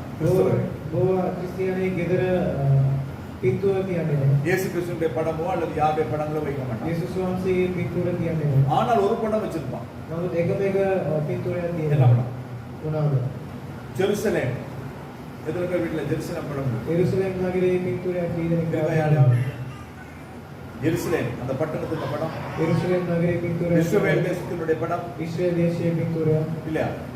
இல்லைன்னா நான் சந்தோஷம். නැත්තම් සතුටු. அதுல பாத்தீங்கன்னா ஒரு இடம் மஞ்சளா தெரியும். ඒකේ බැලුවොත් ඒක ස්ථානයේ කාපාටට තියෙනවා. அது எதுன்னு சொன்னீங்கன்னா அது அங்க இருக்கிறது மசூதி. ඒ මොනවා කිව්වොත් මුස්ලිම් පල්ලිය. அப்ப நம்ம வீட்ல தெரிஞ்சோ தெரியாம இஸ்ரவேல் படத்தோடு கூட சேர்ந்து ஒரு மசூதியை கொண்டு உள்ள வச்சிருக்கோம். ඒක අපි දන්නේ නැතුව ඒ මුස්ලිම් පල්ලියේ පිටුවයක් අපි ගෙදර. இஸ்லாமியர்களுக்கு விக்கிர ஆராதனை கிடையாது. මුස්ලිම් අයට රූප නමස්කාර නැහැ. ஆனால் அவர்களுடைய ஒவ்வொரு பெருநாளுக்கும் அந்த சந்திரனை மையமாய் வைத்து தான் அவர்கள் கொண்டாடுவார்கள். නමුත් ඒගොල්ලෝ ඒ සූර්ය කියලා තමයි ඒගොල්ලෝ නමස්කාර කරන්නේ. அதெல்லாம் தப்பு. ඒක තියෙන ඒව වැරදි. அந்த அது பேர் தான் சூரியன் சந்திர சூரிய நமஸ்காரங்கள் எல்லாவற்றையும் கர்த்தர் நியாயத்தீர்ப்பார் என்று வேதம் தெளிவாய் ඒ சொல்லுகிறது. වගේ නමස්කාර දෙවියන් වහන්සේ විනිශ්චය කරයි කියලා වචනේ තියෙනවා. அடுத்து மல்காம் என்று சொல்லப்படுகிறது. இன்னொரு தேவனை குறித்து அது சொல்லப்படுகிறது. ඊළඟට එහෙම කියනවා තව දෙවි කෙනෙක් අපිට බලන්න. மோளேக்கு என்னும் நரபலி கேட்கும் அம்மோனிய விக்கிரக தேவன் தான் அந்த மல்காம் என்று சொல்லப்படுகிறது. අමෝනේ දේශයේ තියෙන රූපයක් තමයි ඒ කියන්නේ. அப்ப இப்பேற்பட்டதான விக்கிரக ஆராதனைகளுக்கு ஆண்டவர் நியாயத்தீர்ப்பு கொடுப்பார் என்று சொல்லி செப்பனியா தீர்க்கதரிசன புத்தகத்தை நாங்கள் பார்க்கிறோம். මේ වගේ රූප නමස්කාර දෙවියන් වහන්සේ විනිශ්චය කරයි කියලා අපිට මේ ස්ථානේ බලා ගන්න அப்ப පුළුවන්. ஊழியத்துக்கு ஊழியர்கள் தங்கள் கர்த்தருடைய ஊழியத்தை வியாபாரமாய் மாற்றும் பொழுது அந்த சபை மக்களை ஒரு வியாபார பொருளாய் பயன்படுத்திக் கொள்ளும் பொழுது கர்த்தர் அதை நியாயம் தீர்ப்பார். දේව සේවකයෝ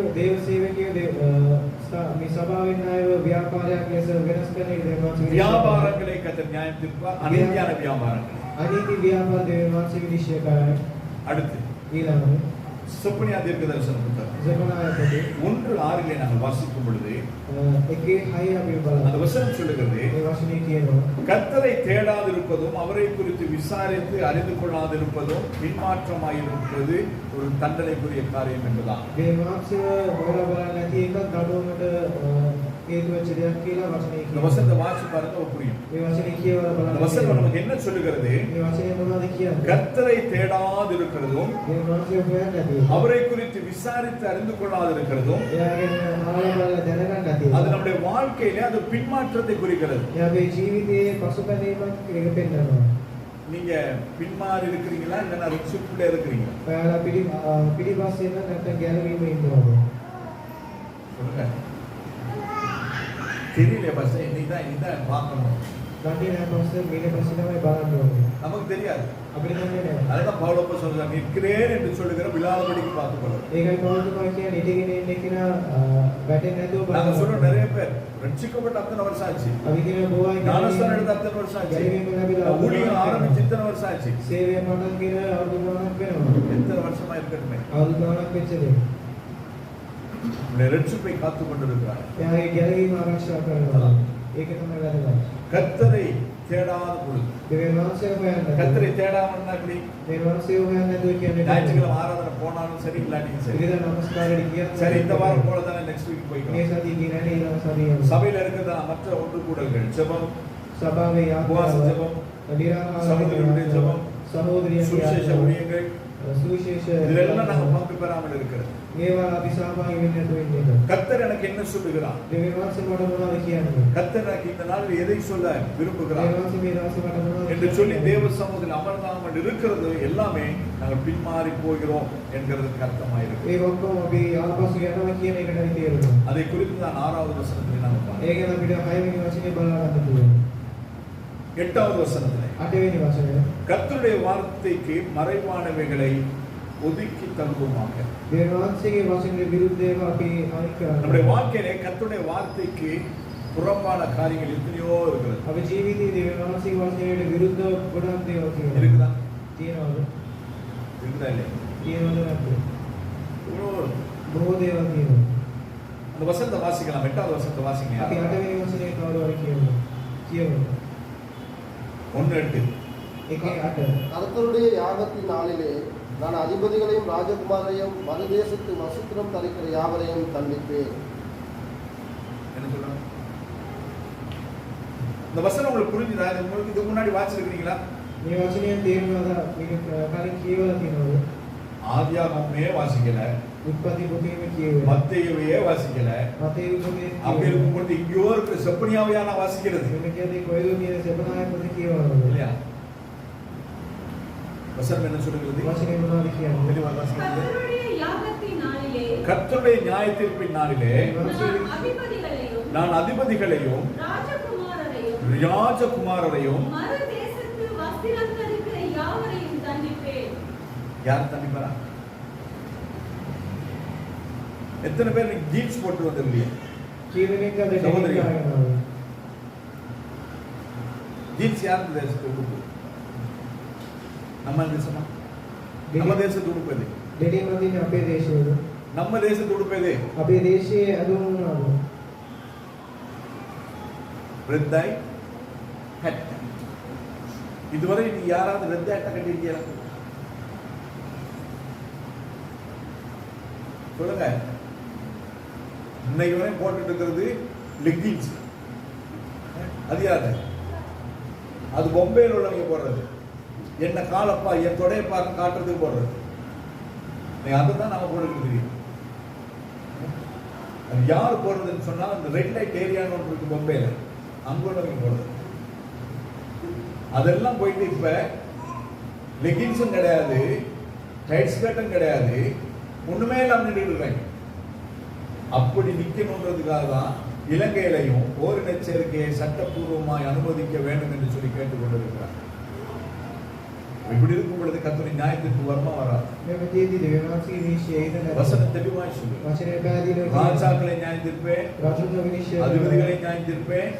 නායකයන්ගේ විනිශ්චය அவர்களோடு கூட இருக்க மாத்திரம் இல்ல, එයාලා විතරක් யாரெல்லாம் அந்நிய தேசத்து ட்ரெஸ்ஸுகளை போட்டுட்டு இருக்காங்க அவங்க அத்தனை பேரும் நியாயம் தீர்ப்பேன் என்று கர்த்தர் අන්‍ය දේශයේ ඇඳුම් දාන අය දෙවියන් වහන්සේ විනිශ්චය කරනවා කියලා කියනවා. அதில் நாம் மகிமைப்படுவோம். දෙවියන් වහන්සේගේ නාමයෙන් මහිම சபையில இருக்கிறவங்க எப்படி உடுத்திட்டு வரணும்னு சொல்லணும்னு நினைச்சு கர்த்தரே பேசல. සභාවෙන් අය කොහොමද ඇඳුම් දාන්න ඕනේ කියලා ரெண்டு வாரத்துக்கு முதல்லே நான் பேசணும்னு நினைச்சிருந்தேன்.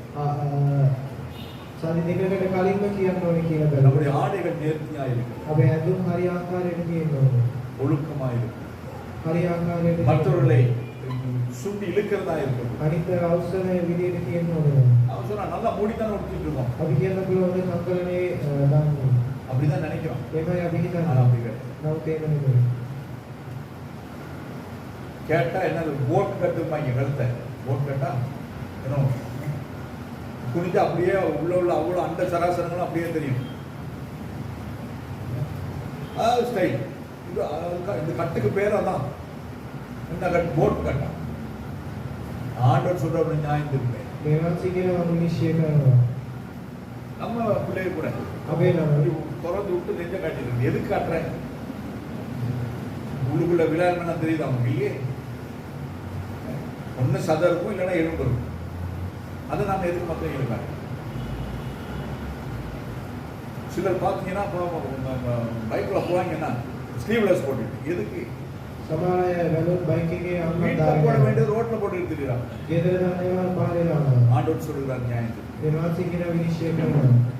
போட்டு குளிக்க வேண்டியதை பைக்ல போட்டுட்டு போறாங்க. கேட்டா ஷார்ட்ஸ்ங்கிறாங்க.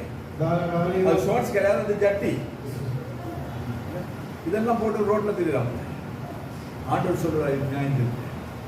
දේවාංශී කියනවා විනිශ්චය කරනවා. நம்முடைய ஆடைகள் நேர்த்தியா இருக்கு. අපේ ඇඳුම් හරි ආකාරයට තියෙන්න ඕනේ. விசேஷமாய் நாங்க ஆலயத்துக்கு போகும்போது நம்முடைய ஆடைகள் நேர்த்தியா இருக்கு. අපි සභාවට යද්දී අපේ ඇඳුම් හරි ආකාරයට තියෙන්න ඕනේ.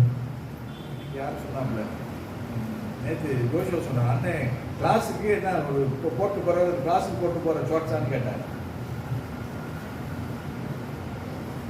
அப்ப நம்ம எங்க போறோம்? අපි කොහෙද යන්නේ? படிச்சு கொடுக்க போறோம். උගන්වන්නේ. என் தொடையை காட்டுறதுக்கு அப்புறம்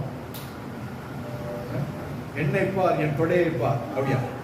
நான் போற படிச்சு கொடுக்குறது. அப்ப படிச்சு கொடுக்கறது இல்ல, என் தொடையை பார்க்கப்படாது, நான் படிச்சு கொடுக்கறது தான் பார்க்கணும். அதை விட்டுட்டுக்குள்ள இப்படி பார்த்துன்னா என்ன ஆகும்? பிரச்சனை ஆரம்பிச்சு.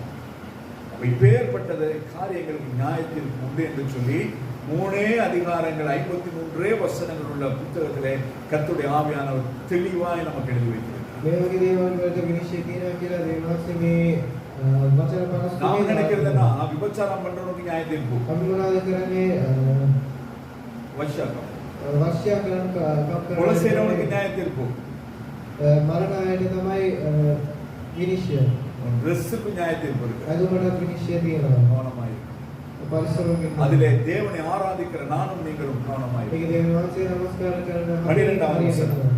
12 වෙනි වචනේ. கர்த்தர் ஒன்றும் செய்ய மாட்டார். දේවාංශේ මොහොත් කරන්නේ නැහැ. ஆண்டவர் கிருபை உள்ளவர். දේවාංශේ ඉර කරන அவர் என்ன விட்டுருவார் යාමාවතරේ. அப்படின்னு சொல்லி நாம் அநேக நேரத்தில் நினைத்துக் கொண்டிருக்கிறோம். ඒවා අපි ගෝවෙලාවෙ හිතනවා. 12வது வசனம் வாசிக்கலாம். 12 වෙනි වචනේ කියනවා. அக்காலத்திலே நான் எருசலேமை விளக்கு கொளுத்தி சோதித்து பண்டல் போல புலம்பி இருக்கிறவர்களும் கர்த்தர் நன்மை செய்வதும் இல்லை தீமை செய்வதும் இல்லை என்று தங்கள் இருதயத்தில் சொல்லுகிறவர்களுமான மனுஷரை தண்டிப்பேன். இப்ப யாரு ஆண்டவர் யார் தண்டிப்பாரா? දැන් දේවාංශේ කාණේ දඩුවම් දෙන්නේ. யாரு தண்டிப்பாரா? කාටද දඩුවම් දෙන්නේ? மறுபடியும் நான் வாசிக்கலாம். ආයි කියනවා. அக்காலத்திலே நான் எருசலேமை விளக்கு கொளுத்தி சோதித்து என்னது கொளுத்தி சோதிப்பாரா? விளக்கு கொளுத்தி சோதிப்பார். எங்க என்ன இருக்குது அப்படின்னு பார்ப்பார். පහන් පත්තු වල දේවාංශේ සෝදිසි කරනවා. நேற்று கீழே சொன்னாங்க, டோர்ச் எனக்கு வீட்டுல எலி இருக்குதான்னு பார்க்கறது உதவும் அப்படின்னா என்ன செய்ய போறானா? இந்த டோர்ச்சை வச்சுக்கிட்டு எலி பிடிக்க போறான். ටෝච් එක දිහා වීඩියෝ ஆனா වල ஆண்டவர் என்ன சொல்லுகிறார்?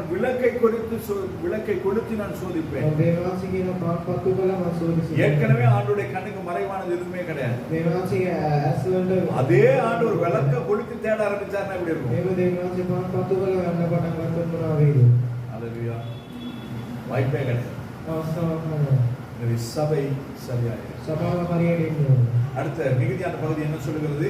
ඊළඟ තියෙන පදේ මොනවද කියන්නේ? இல்ல அதே வசனம். குழம்பி இருக்கிறவர்களும் வண்டல் போல குழம்பி இருக்கிறவர்களும் வண்டல் போல புலம்பி இருக்கிறவர்களும் கர்த்தர் நன்மை செய்வதும் இல்லை தீமை செய்வதும் இல்லை ஆண்டவர் ஒன்றும் செய்ய மாட்டாரு, நல்லதும் செய்ய மாட்டாரு, கெட்டதும் செய்ய மாட்டாருன்னு சொல்லுகிறவர்களும் தங்கள் இருதயத்தில் சொல்லுகிறவர்களுமான மனுஷரை தண்டிப்பேன். ஆண்டவர் என்ன சொல்றாரு?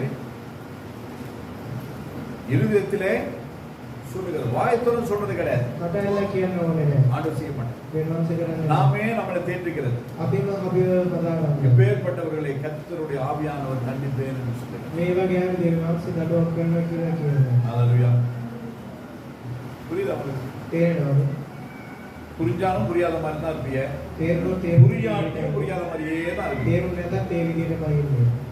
உங்களுக்கு புரியுதா புரியலையான்றதே எனக்கு புரிய மாட்டேங்குது. உங்களுக்கு තේරුණාද නැද්ද කියන එක මට තේරෙන්නේ නැහැ. நான் புரிஞ்சுக்கிறதுக்கே எனக்கு இன்னொரு நாள் தேவைப்படும் போல இருக்கு. මට ඒක තේරුම් ගන්නකොට තව දවසක් යයි.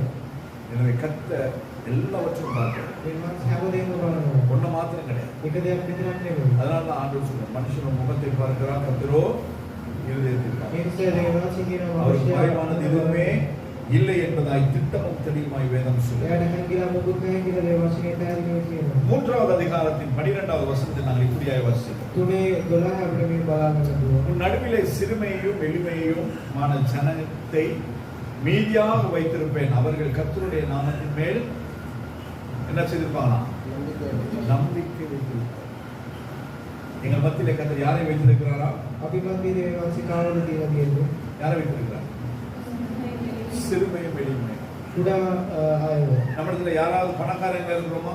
අපි ගාව කවුරු හරි සල්ලිකාරයෝ ඉන්නවද? வேதம் தெளிவாய் சொல்லுது, ஐஸ்வர்யவான்கள் பரலோக ராஜ்யத்தில் நுழைய முடியாது. වශයෙන් පැහැදිලිව කියන පොසත් අය දේව රාජ්‍යයට යන්නේ නැහැ. அதனால தான் கர்த்தர் நம்மை இப்படியே வைத்திருக்கிறார். ඒ නිසා දේවන්සේ අපි මේ ஏன் சொன்னா நமக்கு கர்த்தரை விட்டா வேற ஆளே கிடையாது. ඒකත් අපි දේවන්සේ හැරෙන්න වෙන කවුරුත් නැහැ. எதையாவது பிடிச்சி எப்படியாவது தொங்கி அவரோட கூட போய் சேர்க்கணும் பொழுதுதான் அப்படியே விருப்பம் ஏக்கம் எல்லாம். මොනවාරි කළ දේවන්සේ සමග යන්නේ තමයි අපේ ආශාව. இரண்டாவது வசனம் சொல்லுகிறது, 3:2 சொல்லுகிறது, තුනේ දෙවෙනි වචනය. அது சத்தத்துக்கு செவி கொடுக்கவில்லை, அது கடிந்து கொள்ளுதலை ஏற்றுக்கொள்ளவில்லை, அது கர்த்தரை நம்பவில்லை, அது தன் தேவனிடத்தில் சேரவில்லை. அநேகமான ஜனங்கள் நாங்கள் எப்படி இருக்கிறோம்? භෝජනතාව කොහොමද ඉන්නේ? கர்த்தருக்கு செவி கொடுக்கிறது கிடையாது. දේවාංශයට අනුකම් දෙන්නේ නැහැ. கர்த்தருக்கு செவி கொடுக்கிறோம்னு சொல்றவங்க எத்தனை பேர் இருக்கீங்க? දේවාංශයට අනුකම් දෙනවා කියලා කී දෙනෙක් ඉන්නවද? ரெண்டே ரெண்டாவது. දෙන්නයි. உண்மையை சொல்றீங்க, பரவாயில்ல, கர்த்தருடைய ஆசை. ඇත්ත කියන දේවාංශය ආශිර්වාද කරයි. நிறைய நேரங்களில் நாங்கள் செவி கொடுக்கிறது இல்லை. ඕ වෙලාවට අපි අනුකම් දෙන්නේ නැහැ. கர்த்தருடைய ஆவியானவர் பேசுகிறதுக்கு நாங்கள் செவி கொடுக்கிறது இல்லை. සුදාත්මයන් වහන්සේ කතා කරන එක අපි අහන්නේ නැහැ. அடுத்தது கடிந்து கொள்வதிலே ஏற்றுக்கொள்ள வேண்டும். கொஞ்சம் ஸ்ட்ராங்கா பேச என்ன சொல்றது? பாஸ்டர் எனக்கு தான் பேசணும். පොඩ්ඩක් කතා කරොත් කියන அவர் எனக்கு தான் சொல்றாரு. පාස්ටර් මට තමයි அவர் කියන්නේ. என்ன தான் குறி வச்சு தாக்குறார். එයා මාව තමයි ගහන්නේ. எது?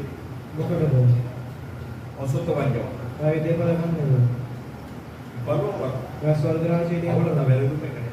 එච්චරයි වෙන මොකද නැහැ. அதுக்காக தான் நம்ம இந்த காரியங்களை நான் பேசுவது கிடையாது. கர்த்தருடைய ஆவியானவர் ඒ பேசுகிறார். නිසා තමයි මේ දේවල් මේ කතා කරන්නේ. ஏனென்றால் கர்த்தர் நம்மை நேசிக்கிறார். දේවාංශය අපිට ප්‍රේතයි. அதனால் நம்மை அவர் கடிந்து கொள்கிறார். ඒ නිසා එයා අපිව හරි அந்த ගන්නවා. கடிந்து கொள்வதற்கு நாங்கள் என்ன செய்ய வேண்டும்? செவி கொடுக்க வேண்டியவர்களாய் இருக்கிறோம். ඒ නඩුවකට අපි අනුකම් දෙන්න ඕනේ. அதுக்கு கர்த்தரை நாங்கள் நம்பாமல் இருக்கிறோம். දේවාංශය අපි විශ්වාස எவ்வளவு நாளைக்கு தான் நாங்கள் ஜெபம் பண்றது? කොච්චර දවස් අපි எப்பதான் தருவாரு? කවදාද எப்பதான் பிரச்சனைகள் தீர்வு வரும்? කවදාද ප්‍රශ්න වලට අවසානයක් தீரவே தீராது.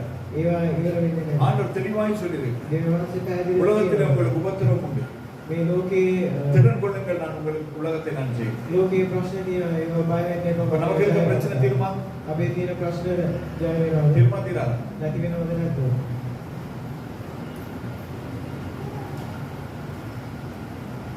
முட்டை விலை குறைச்சான், බිත්තර මිල අඩු කරනවා. முட்டை பனிஸ் விலை குறைஞ்சா බිත්තර ගන්න මිල අඩු වුණාද? குறையாது.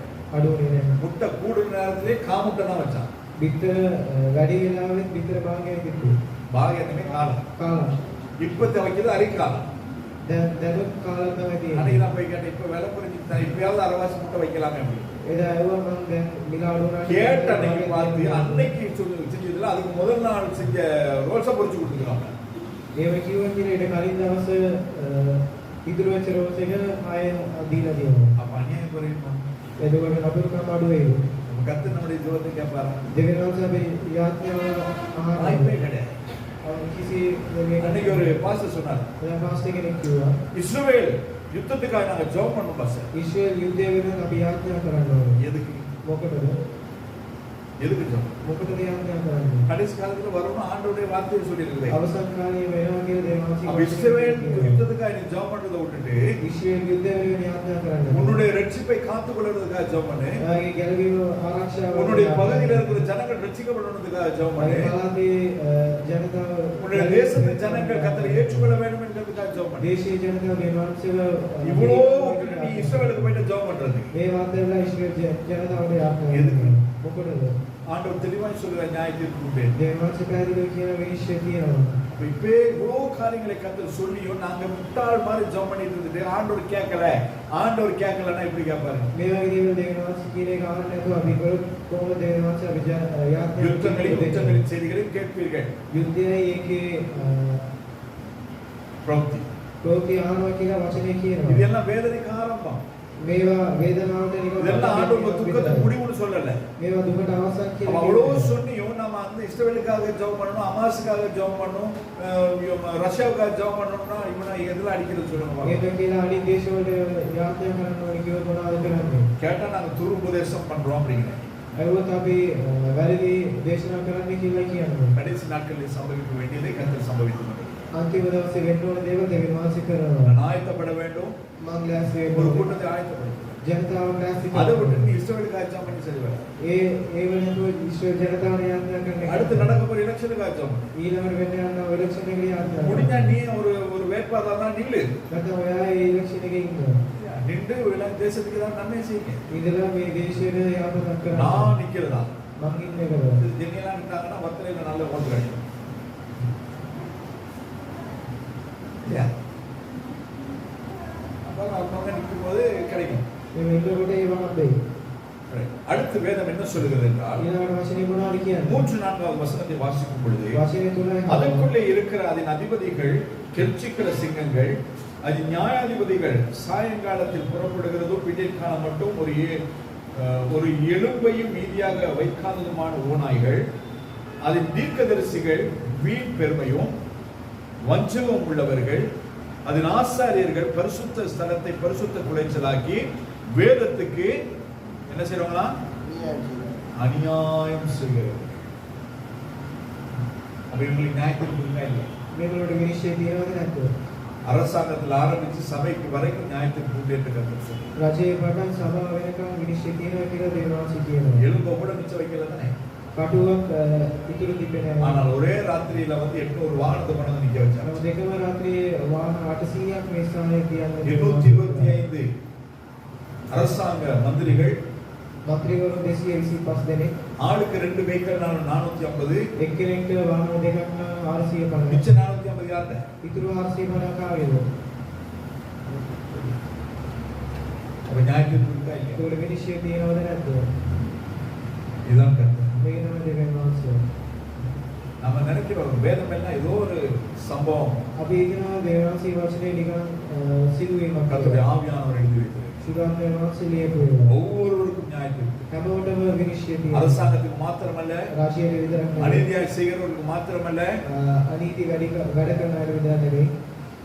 நான் தீர்க்கதரிசி, මම අනාගත වාක්‍යය. நான் ப்ராஃபட், මම ප්‍රොෆෙට් කෙනෙක්. பெருமை பாராட்டுகிறவர்கள், ඒක උසස් කරන අය. நான் பாஸ்டர், මම පාස්ටර්. நான் ரெவரண்ட், මම රෙවරන්ඩ්. பட்டம் போட்டுக்கிறவங்க පට්ටම් දාන அத்தனை பேருக்கும் நியாயத்திற்கு உண்டு என்பதாய் வேதம் சொல்லுது. හැමෝටම විනිශ්චය තියෙනවා කියලා වචනේ කියනවා. ஆண்டவருக்கு மறைவாய் அல்லது ஆண்டவருக்கு தப்பி நாங்க எங்கேயுமே போகணும். දෙවියන් වහන්සේට හැකියාව අපිට ප්‍රයෝජනයක් යන්න බෑ. எனவே நான் சொல்லுகிற ஒரே ஒரு காரியம், මම කියන එකම එක දෙයයි. உங்களில் அநேகரை கத்த பிறகுதான் நாட்கள் ஊழியத்தில் பயன்படுத்த முடியும். ඔයගොල්ලෝගේ ගෝ ආයු දෙවියන් වහන්සේ සේවයට පාවිච්චි இப்பொழுது කරනවා. உங்களில் அநேகரை கத்த ஊழியத்தில் பயன்படுத்தி வருகிறார். දරුවෝ ගෝ ආයු දෙවියන් වහන්සේ පාවිච්චි කරනවා. பயன்படுத்தும் பொழுது එහෙම භාවිත எந்த சந்தர்ப்பத்தில் මොන හේතුවක්වත් பெருமை பாராட்டும். උසස් කරගන්න එපා. அப்படி சொன்ன நம்முடைய சபையில கத்த சொன்ன காரியங்களை கத்த நிறைவேற்றி வருகிறாரா இல்லையா? අපි සභාවේ කියන දේවල් වහන්සේ කරනවද නැද්ද? சொல்லுங்க. மண்டே மட்டும் ஆட்டினா பார்த்தாரு. அதுக்காக வேண்டி நமக்கு பெருமை பாராட்ட வேண்டிய அவசியம் கிடையாது. ඒකෙදි කියලා අපිට උසස් කරගන්න ඉන්න சொல்லுகிறது யாரு? කියන්නේ කවුද? ஆவியார். සුදාත්මයන් වහන්සේ. கேட்டு செய்ய வேண்டியது மட்டும்தான் நம்முடைய வேலை. ආලා කරන එක විතරයි අපේ වැඩ. பெருமை பாராட்ட வேண்டியது நமக்கு. උසස් කරන එක නෙමෙයි. ஊழியத்துக்கு வரும் முன்பதாகவே கர்த்தரை தீர்க்கதரிசியாய் அபிஷேகித்து தான் அழைத்தார். සේවයට එන්න කලින්ම මාව අනාගත වාක්‍ය. அதுக்காக வேண்டிய ப்ராஃபட் நீ பின்னுக்கு பேர் முன்னுக்கு போட வேண்டிய அவசியமே கிடையாது. එහෙම කියලා ප්‍රොෆෙට් කියා මගේ නමට පිටිපස්ස கர்த்தர் கிருபையாய் கொடு. ඒ වහන්සේ කරුණාවෙන් දුන්නා. இலவசமாய் கொடு. නොබිලී දුන්නා. அது நம்முடைய சபையின் பக்தி வீழ்த்தைக்காய் கொடுத்திருக்கு. ඒ අපේ සභාවට අපේ දුන්නා. நமக்கு வருகிறதான புல்லாப்பு பிரச்சனைகளில் இருந்து நானும் நீங்கள் தப்பி பிழைத்து வாழ வேண்டும் என்கிறதுக்காய் கொடுத்திருக்கிறார். අපිට එන ප්‍රශ්නේ අපි බේරෙන්න ඕනේ කියලා දෙවියන් වහන්සේ දුන්නා. அதற்காக தான் கர்த்தர் நமக்கு கொடுத்திருக்கிறார் ஒழிய மேன்மை பாராட்டுகிறதுக்காக அல்ல. ඒ නිසා තමයි දෙවියන් වහන්සේ දුන්නේ ඒ උසස් කරගන්න. ஏன்னா அப்படி மேன்மை பாராட்டுகிறவர்களுக்கு நியாயத்தீர்ப்பு உண்டு என்பதாய் வேதம் திட்டமும் தெளிவுமாய் சொல்லுகிறது. ඒ ආඩම්බර වෙන අයට විනිශ්චය දිනන කියලා 9வது வசனம். 9 වෙනි වචන. அப்பொழுது ஜனங்கள் எல்லாரும் கர்த்தருடைய நாமத்தை தொழுது கொண்டு ஒருமனப்பட்டு அவருக்கு ஆராதனை செய்யும்படிக்கு நான் அவர்கள் பாஷையை சுத்தமான பாஷையாக மாற பண்ணுவேன். ஆண்டவர் என்ன சொல்லுகிறார்? දෙවියන් වහන්සේ මොනවද කියන්නේ? எதுக்கு நாம் ஆராதிக்கணும்? ඇයි අපි නමස්කාර எதுக்கு கண்ண மூடி ஆராதிக்கணும்னு சொல்றோம்? මොකද ඇස් දෙක වහලා නමස්කාර எதுக்கு කරන්නේ? தேவனிடத்தில் அந்நிய பாஷையை பெற்றுக்கொள்ளுதல் என்று ඇයි சொல்றோம்? අන්‍ය භාෂාව ලබා ගන්න කියලා කියන්නේ? தேவனோடு பேசு. දෙවියන් වහන්සේ සමග කතා කරන්නේ. அந்நிய பாஷை பேசுகிறோம், தேவனோடு ரகசியத்தை பேசு. අන්‍ය භාෂාව කතා කරන්නේ දෙවියන් වහන්සේත් එක්ක රහස්‍ය කතා කරනවා. මේ කාරණා அது தேவனுக்கு மட்டும்தான் புரியும். ඒ දෙවියන් වහන්සේ විතරයි කියන්නේ. அப்ப அப்பேற்பட்டதான் அந்த பாஷை நம்ம ஒவ்வொருவருக்கும் முக்கியமாயிருக்கு. ඒ භාෂාව අපි හැමෝටම වැදගත්. கண்ணை திறந்து பராக்கு பார்க்கறதுக்கு ஆராதனை கூட. ඇස් දෙක ඇරලා ඒට මේට බලන්න பஸ்ல போறனால பார்க்கலாம். ஓ நல்லா இருக்குதே. බස් එකේ යද්දී හරි බලන්න පුළුවන් මේක. ஆராதனையில வந்து பார்க்கிறதுக்கு நம்ம ஒரே ஒரு வழி. නමස්කාරය ඇවිල්ලා බලන්නේ අපි ஆராதனை நடத்துகிறவரையோ නමස්කාර அல்லது தேவ කරන செய்தி கொடுக்கிறவரையோ වශයෙන් දෙනෙක් அல்லது இன்ஸ்ட்ருமெண்ட் ப்ளே பண்றவங்களே பார்க்கிறதுக்காக ඒ ඉන්ස්ට්‍රුමන්ට්ස් ගන්න අය බලන්නේ அந்த නෙවෙයි. ஆராதனையிலே நான் கர்த்தரை ஆராதிக்கிறேன். ඒ නමස්කාර අපි දෙවියන් වහන්සේ නමස්කාර கர்த்தரோடு கூட நான் நினைந்து கொள்ள வேண்டும். දෙවියන් වහන්සේ සමග கர்த்தரோடு கூட நான் பேசுவேன். දෙවියන් වහන්සේ සමග அதுக்கு நான் ஆராதனை பண்ணுவேன். ඒක තමයි අපි அவ்வளவு නමස්කාර தூரம் කරන්නේ. வந்திருக்கிறேன். ඇයි අපි මෙච්චර දුරෙන් பக்கத்துல ආවේ? சர்ச்சில் இருக்கிறேன். ළම සභාවක් තියෙනවා. சீலுவையில இருந்து வரேன். සීලුවෙන් එනවා. கொட்டையில இருந்து வரேன். කොටේලින් එනවා මොකද? வீட்டுக்கு பின்னாடியே சர்ச் இருக்கு. ගෙවල් පිටිපස්සෙම සභාවක්. வலது பக்கத்துல சர்ச். වම් පැත්තේ සභාවක් எதுக்கு තියෙනවා. போடுறோம்? මොකද அது මෙච්චර 16 வருஷம் வந்துருக்கிறான். ඒ අවුරුදු 16ක් වෙනවා. தேவனோடு දෙවියන් වහන්සේ සමග කතා කරන්නේ. தேவனை ஆராதனை. දෙවියන් වහන්සේ නමස්කාර කරනවා. நவமான பாஷைகளை பேசினாங்க ඒ தேவன். අන්‍ය භාෂාව කතා කරලා නමස්කාර කරනවා. முதலாவது அதிகாரம் 7-8வது வசனம். පළවෙනි පදේ වචන 1යි 8යි. அத்தாய் கர்த்தராகிய ஆண்டவருக்கு முன்பதாக மௌனமாய் இருங்கள். கர்த்தருடைய நாள் சமீபித்திருக்கிறது. கர்த்தர் ஒரு யாகத்தை ஆயத்தம் பண்ணி அதற்கு விருந்தாளிகளையும் அழைத்திருக்கிறார். கர்த்தருடைய யாகத்தின் நாளிலே நான் அதிபதிகளையும் ராஜகுமாரர்களையும் மறுதேசத்து வஸ்திரங்களை ஊற்றுகிறவர்களையும் தண்டிப்பேன் என்று கர்த்தர் சொல்றார். ஆண்டவர் என்ன சொல்றாரு? கர்த்தராகிய ஆண்டவருக்கு முன்பதாக நாங்கள் எப்படி இருக்கணுமா? எப்படி இருக்கணும்? දෙවියන් වහන්සේ ඉදිරියේ කොහොමද ඉන්න ඕනේ? எப்படி இருக்கணும்? කොහොමද ඉන්න ඕනේ? நீங்க எப்படி இருக்கிறீங்க? එයාලා කොහොමද ඉන්නේ? கர்த்தருக்கு முன்பதாக எப்பயாவது மௌனமா இருந்திருக்கீங்களா? දෙවියන් වහන්සේ ඉදිරියේ කතා කරන්නේ නැතුව දෙලා තියෙනවා. கர்த்தரையே குற்றப்படுத்தும். දෙවියන් වහන්සේ අපි நாம் படுற வேதனை அவருக்கு தெரியுதோ தெரியலையோ, මං ඉදිරියේ දුකේ ආඩ දන්නවද නැද්ද? அவர் கண் இருக்குதோ இல்லையோ, එයාලා තියෙනවද නැද්ද? நான் கூப்பிடுறது அவர் கேட்குதோ கேட்கலையோ, කතා කරන්නේ කැහෙනවද? அவர் காது இருக்குதோ இல்லையோ, එයාලා කන් තියෙනවද නැද්ද? ஆண்டவர் சொல்றாரு அவருடைய ரூபத்தின்படி அவருடைய சாயலாகி நம்மை உண்டாக்கினார். දෙවියන් වහන්සේ කියන්නේ එයාගේ රූපේ හැටියට අපේ මවලා அப்ப තියෙනවා. எனக்கு கண் இல்லைன்னா அவருக்கும் கண் ඒක இருக்கு. අපිට නැස් නැත්නම් එයාටත් නැහැ. எனக்கு காது இல்லைன்னா அவருக்கும் காது இருக்கு. අපිට කන් නැත්නම් එයාට ஏன்னா அவரை போலதான் என்னை உருவாக்கினார். ඒක දිහා වගේ තමයි அப்படி இருந்து நாம අපි சூழ்நிலைகளை பார்த்து நாம் என்ன செய்கிறோம்? අපේ වටවිට බලලා මොනවද කරන්නේ? ஆண்டவருக்கு முன்பதாய் நம்ம அமைதியா இருக்கோம். දෙවියන් වහන්සේගේ ඉස්සර අපි නිහඬ වෙන්නේ නැහැ. எத்தனை பேர் வேதம் வாசிச்சு, කී දෙනෙක් බයිබලයේ කියවලා, எத்தனை பேர் ஜெபம் பண்ணி කී දෙනෙක් යාඥා කළා, ஒரு 10 நிமிஷம் විනාඩි 10ක් தேவ சமூகத்தில் அமைதியா இருந்தது. දෙවියන් වහන්සේගේ මුගේ නිහඬ වෙන්නලා තියෙනවා. எத்தனை பேர் කී දෙනෙක්ද? அமைதியா? සද්ද නැතුව. அப்படின்னா ඒ කියන්නේ அமைதி. அமைதி என்ன விலை? கேட்கறது தான் நாம்.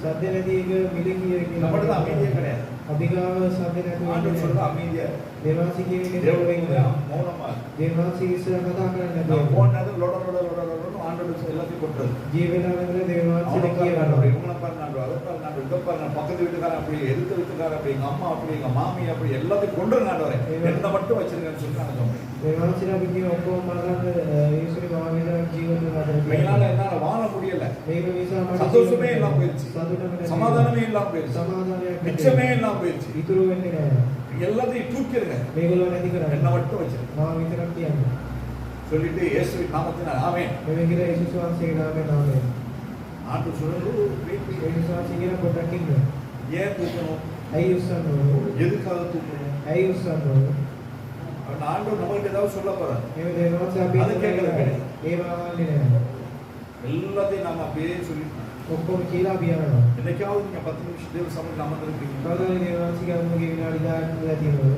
அமர்ந்திருக்கலாம் ඉඳලා බලන්න கர்த்தர் பேசு.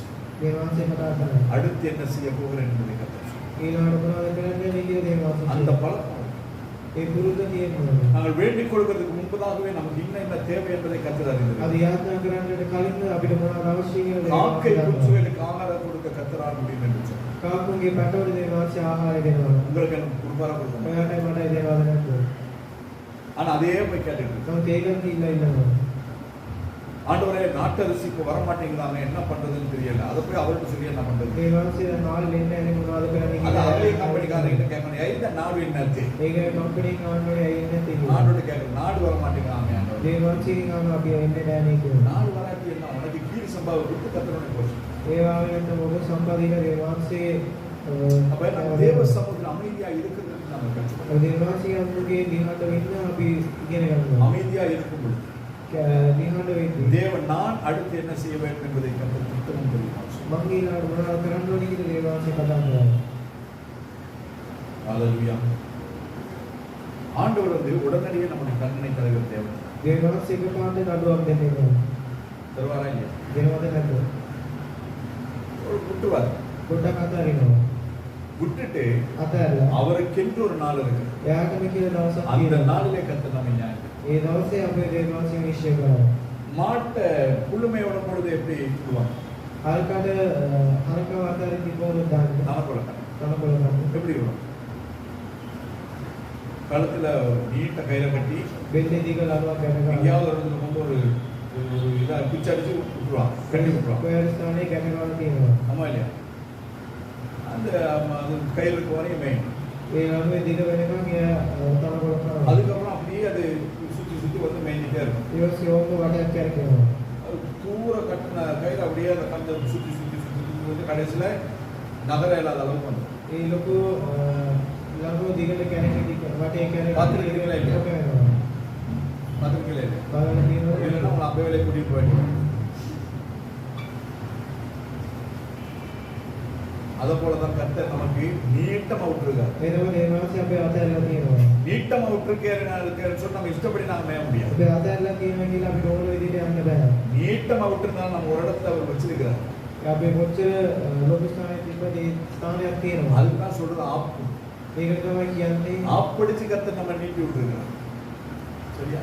அது மேய முடிஞ்சாலும் மேய்ஞ்சிட்டு அப்படியே நம்ம அப்படியே சுத்தி மேய்ஞ்சிட்டு அப்படியே வந்துட்டா சரி. ඒ වටේ කැරකිලා අපිට ආය ආවොත් கடைசியில வந்து பூச்சோடு இறுக்கிட்டு நான் எந்த பக்கம் சுத்தி வந்தேன்னு தெரியாம நம்ம முடிக்கப்படாது. අන්තිමට හිරේ වෙලා බලන්න ඕනේ කොහොමද ගැලවෙන්නේ කියලා. எனவே கர்த்தர் நம்ம செய்யற பாவங்களுக்கு கர்த்தர் நியாயத்தீர்ப்பே கொடுக்கல, අපි කරන පවවල දේවාසී தண்டிக்கவே இல்லை. දඬුවම් அப்ப දුන්නේ நான் செய்யறது எல்லாமே சரியா தான் இருக்கும் போல அப்படின்னு நாம நினைக்கப்படாது. දඬුවම් කරන එක හරි කියලා හිතන්න හොඳ නැහැ. ஒரு இடம் வரும். ඒක ස්ථානයක් அந்த කරනවා. இடத்துல வந்த பிறகு நமக்கு போற வழி தெரியாம ඒ ස්ථානයට ආව අපිට යන්න බව දන්නේ නැතුව. அதுதான் கர்த்தருடைய நியாயம். ඒ තමයි දේවාසී විශ්ය. அந்த நியாயத்திற்குள்ளே நாங்கள் சிக்கிக்கொள்ளாதபடிக்கு நாங்கள் வகை பார்க்கிறோம். ඒ විශ්ය පැටලෙන්නේ නැතුව බලා ගන්න ඕනේ. கடைசியாக ஒரு வசனத்தை வாசித்து நாங்கள் முடிக்கிறோம். අන්තිමට වචනයක් කියවලා අපි 2வது அதிகாரம் 10வது வசனம். සපනාය දෙකේ 10. அவர்கள் சேனைகளுடைய கர்த்தரின் ஜனத்துக்கு விரோதமாய் பெருமை பாராட்டி அவர்களை நிந்தித்தபடினால் அது அவர்கள் அகங்காரத்துக்கு பதிலாக அவர்களுக்கு கிடைக்கும். அவர் என்ன சொல்றாரு? දේවාසී මොනවද කියන්නේ? இந்த வசனம் புரியுதா உங்களுக்கு? ඒ වචනේ තේරුණා. முதல்ல வசனம் புரியணும். සිත වචනේ තේරෙන්නේ. புரியுதா இல்லையா? තේරෙනවද නැද්ද? மறுபடியும் வாசிக்கிறேன். ආයි කියන්න. அவர்கள் சேனைகளுடைய கர்த்தரின் ஜனத்துக்கு விரோதமாய் பெருமை பாராட்டி அவர்களை நிந்தித்தபடியினால் இது அவர்கள் அகங்காரத்துக்கு பதிலாக அவர்களுக்கு கிடைக்கும். நமக்கு அகங்காரம் இருக்குதா? අපිට ආඩම්බරකම් තියෙනවද? இருக்குதா இல்லையா? அகங்காரம் அதுதான் எல்லாம் தெரியும். මට ඔක්කොම දන්නවා. நான் இதெல்லாம் நான் பார்க்கல. මේක බලලා තියෙනවා. நான் இதெல்லாம் செஞ்சேன். මේක කරලා තියෙනවා. உங்களுக்கு எத்தனை பேருக்கு தெரியும் எனக்கு சமைக்க தெரியும்? කී දෙනෙක්ට දන්නවද මට උයන්න දන්නවා කියලා? நீங்க எல்லாம் சேர்ந்து சமைக்காரனாவே பார்த்துருக்கீங்க. எத்தனை பேருக்கு தெரியும் எனக்கு போவோம்? කී දෙනෙක්ට දන්නවද මට තරහා යනවා කියලා? இனி உடனே தெரியிட்டான். அவனோட கோபப்பட்டதே கிடையாது.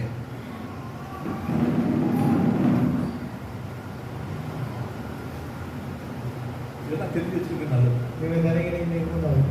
இது போலதான் நம்ம මේ වගේ තමයි අපේ දෙවියන් சமைச்சு சாப்பாடு கொடுக்கும் பொழுது அவர் சமைச்சுப்பார். උයලා කෑම දෙදී හැදෙනවා. சரி தகவல் போல කීයක් ஒரு හැදෙනවා. தாயை போல අම්ම කෙනෙක් හැදෙනවා. ஒரு நல்ல நண்பனை போல හොඳ යාළුවෙක් වගේ. அவர் நம்ம இன்சார். ඒ අපිව அதே தேவன் ඒ දෙවියන් වහන්සේ கோபப்பட்டு வந்துச்சு. තරහා ගියෝ. அவரை போல நம்மை கடிந்து கொடுக்கிறதுக்கு நம்மை கண்டிக்கிறது ஆளே கிடையாது. එයා වගේ අපි බඩුවක් කරන කෙනෙක් නෙවෙයි. ஆனால் இதுவரையிலும் அவருடைய கோபம் நம்ம மீது சுமரப்படவில்லை. නමුත් එයාගේ තරහ මෙතෙක් අපි இன்னைக்கு வரை දිහා அவர் கிருபையா இருக்குது. අද වෙනකන් කරුණාවෙන් ඉන්නවා. அந்த கிருபை உள்ளதே ඒ කරුණාවේ දෙවියන් அவர் වහන්සේ வருகையில் அவர் முன்புதான் இருக்க நம்மை தகுதிப்படுத்தி ඊට ඉදිරියේ ඉන්න අපිව සුදුසුකම් நம்மை කරනවා. வேறு தெளிவாய் சொல்லி වචනේ පැහැදිලිව කියනවා. பெருமை உள்ளவனுக்கு தேவன் எதிர்த்து நிற்கிறார். ආඩම්බරකම් ඉන්න මනුස්සයෙක් ஆண்டவர் நமக்கு எதிர்த்து நின்றா முடியுமா நம்மளால? මේ මනුස්සය අපිට විරුද්ධ වුණොත් අපිට ඉන්න පුළුවන්ද? ஆண்டவர் சொல்லுகிறார் யாருக்கு நாங்க அகங்காரிகளாய் இருக்கிறோமா? දෙවියන් වහන්සේ කියන අපි කාටද ආඩම්බර වෙන්නේ? யாருக்கு? කාටද? வசனம் என்ன சொல்லுது? වචනේ මොනවද කියන්නේ? அவர்கள் சேனைகளுடைய கர்த்தரின் ஜனத்துக்கு விரோதமாய். සේනාවල විරුද්ධ දෙවියන් වහන්සේගේ நாமெல்லாம் யாரு? අපි කවුද? நாம யாரு? අපි කවුද? கர்த்தருடைய ஜனங்கள். දෙවියන් වහන්සේගේ ජනතාව.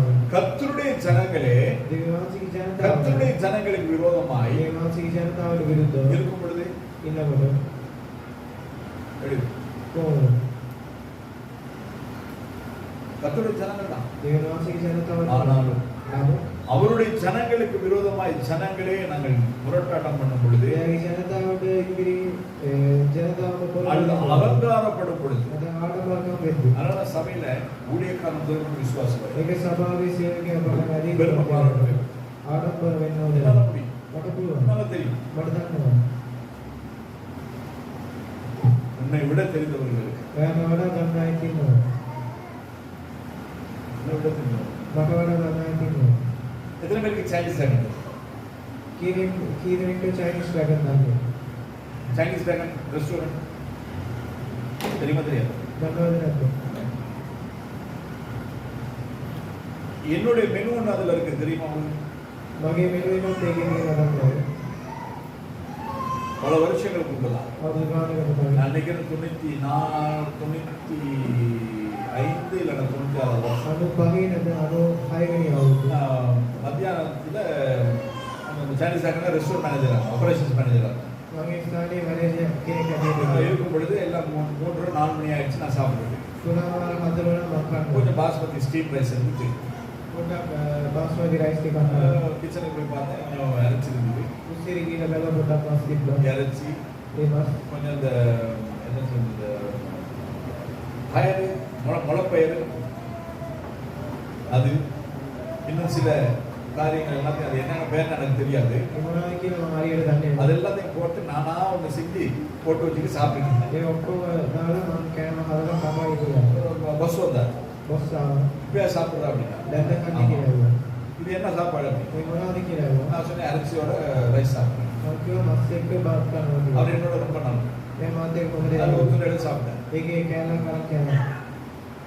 யார் செஞ்சா அப்படின்னு කවුද හැදුවේ? அது எல்லாம் ஆஃப் ஆகி போயிட்டாங்க. நான் தான் செஞ்சேன். මම කිව්වා ඔක්කොම කියනවා நல்லா இருக்குது அப்படி හොඳයි. இது எப்படி செஞ்சேன்னு කොහොමද කරන්නේ? அது தெரியல. இருக்கிறதெல்லாம் கொஞ்சம் கொஞ்சம் போட்டு எப்படியோ செஞ்சேன் அப்படி මම කිව්වා දන්නේ නැහැ තියෙන ඒවා දාලා. செஞ்சது அப்படியே செஃப் வந்து சொல்லி அவங்க செஞ்சு இது மெனுல போட்டுட்டு நல்லா இருக்கு. அது அதுக்கு செக் එකකට යා මෙනු එක තමයි මේක. அதுக்கு நான் சொல்ல முடியும் சைனீஸ் டிராகன் என்னதான் அப்படின்னு. ඒකම කියලා කියන්න පුළුවන් මේ රෙස්ටෝරන්ට් එක මගේ කියලා. சொந்தக்காரர் அதை வித்துட்டு அறுத்து போயிட்டார். ඒ අයිති කියලා විකුණලා මිය ගියා. எனவே நம்முடைய சபையிலே கர்த்தர் நம்மை தாளத்தோடு கூட வைத்திருக்கிறார். අපේ සභාවේ අපේ දේවාංශයේ அந்த තාලන්ත தாளத்தை கர்த்தருடைய நாமத்தின் மகிமைக்காய் பயன்படுத்த வேண்டும்.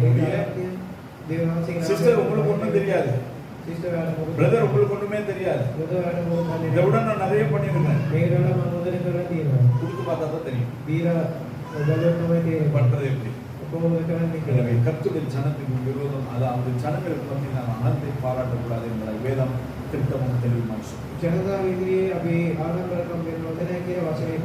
இவைகள் எல்லாவற்றுக்கும் நாங்கள் கீழ்ப்படிந்து நாங்கள் வாழும் பொழுது ஆண்டுடைய வசனம் சொல்லி கர்த்தர் உன் ஆக்கினைகளை அகற்றி உன் சத்துருக்களை விலக்கி இஸ்ரவேலின் ராஜாவாகிய கர்த்தர் நடுவில் இருந்து இனி தீங்கை காணாதிருக்கும்படிக்கு 10வது மாதத்திலே கர்த்தர் உங்களை ஆசீர்வதிக்கிறார். அதுதான் செப்பனியா 3வது அதிகாரம் 15வது வசனத்தை பார்க்கிறோம். ஏனவே செப்பனியா 3:15 பொருள் வசனம். ஹalleluya. 3 அதிகாரம் பரீட்சை துணை. ஆனால் அதிலே ஆண்டுடைய நியாய தீர்ப்பை குறித்து கற்றுள்ளது. 22 ஸ்தானங்களில் எழுதியிருக்கிறது. ස්ථාන 22 ලියලා තියෙනවා. எழுதப்பட்ட 2000 வருஷங்களுக்கும் அதிகமாய் மாறிவிட்டது. දැන් අවුරුදු 2000 කලින් මේක ලියුණා. ஆனால் நியாயத்திற்கு நாளை அன்றி நாங்கள் போய் கொண்டிருக்கிறோம். විනිශ්චය දවස ආරා අපි යන ගමන. கர்த்தருடைய வருகை மிகவும் சமீபமாய் විනාශී මේකමත් ළඟ. எனவே நாங்கள் ஆயத்தப்படுவோம். විලාසී වෙමු. ஒரு கூட்டத்தை ஆயத்தமாக்குவோம். ජනතාව ක්ලාස් කරමු. கர்த்தருடைய வருகையில் அவர் முன்பதாக நாங்கள் காணலாம். විනාශී මේ ඉදිරිය අපි கண்களை மூடி கர்த்தரை சர்வவல்லமை எங்கள் ஆண்டவரே, எங்கள் பரலோக பிதாவே, ஆசீர்வதிக்கப்பட்ட நாள் சுதந்திரம் தேவரே கொடுத்த வாக்குத்தத்தத்தை மறுபடியும் தியானிக்க கர்த்தர் கிருபை செய்தீரே, நாங்கள் நன்றி சொல்லுவோம். வார்த்தையின்படி வார்த்தையின் ஆசீர்வாதங்கள் நம் ஒவ்வொருவருக்கும் உண்டாகும். தேவ கிருபை கொடுக்கும். இயேசு மூலமாய்